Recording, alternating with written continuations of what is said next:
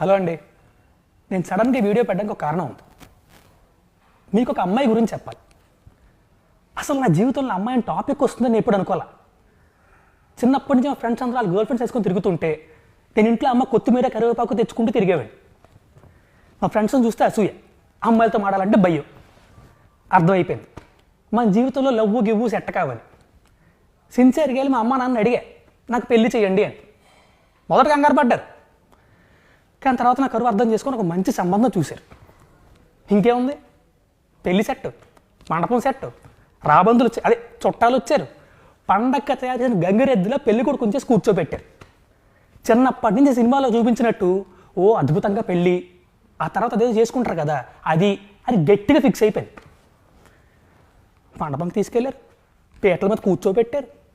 పంతులు పెళ్లి కూతురుని తీసుకురామ్మా అన్నాడు. వాళ్ళ చెల్లెళ్ళి ఒక ఉత్తరం పట్టుకొచ్చింది.